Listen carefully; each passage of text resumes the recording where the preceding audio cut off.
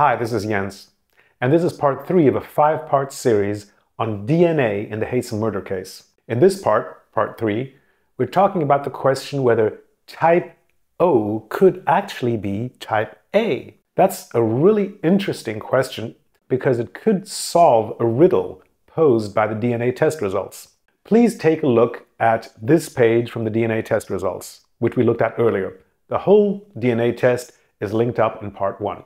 On this page, you can see that there's a group of 8 samples grouped together. But we know from the previous videos that 6 of those samples are type A and 2 of those samples are type O. Why would they group them together?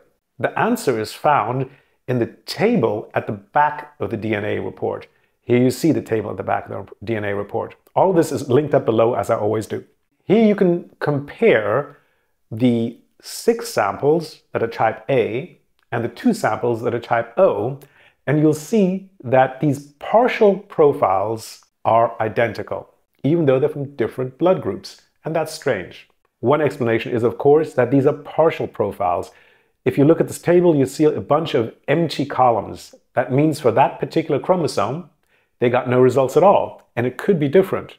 But on those chromosomes where they did get results, the samples that are blood group A have the same values, in other words, are identical, as the samples that are blood group O. What could be the explanation? It's not mixture and it's not contamination, folks. There's a much better answer, and it can be found in a handwritten notation from Lisa Schiermeier-Wood, the head of the DNA department at the Virginia Department of Forensic Sciences from 2016. I'm showing it to you here. This is a page from the pardon petition that my attorney submitted back in 2016. And the head of the DNA section at the Virginia Department of Forensic Sciences back then was Lisa Schiermeier-Wood. And you can see her handwritten notation. It says weak A. That could explain this.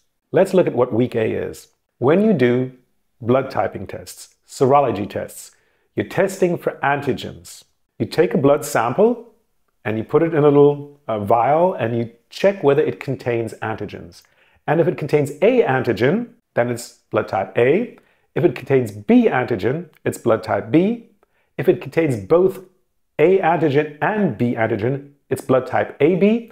And if it contains no antigens at all, it's blood type O.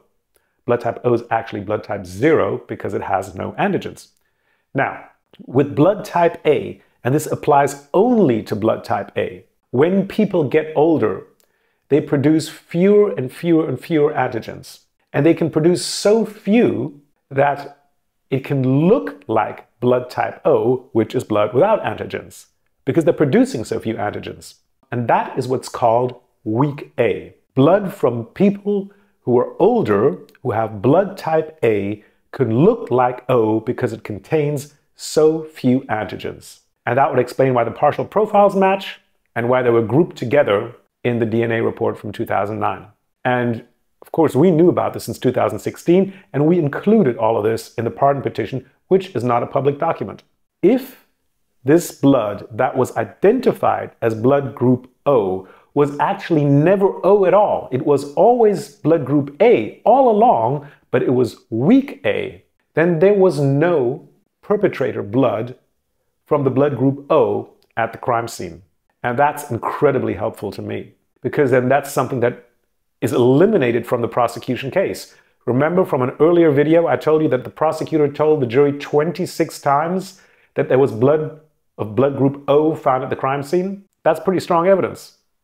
But if all that blood from the blood group O was never O at all, it was always A, then that part of the prosecution case disappears.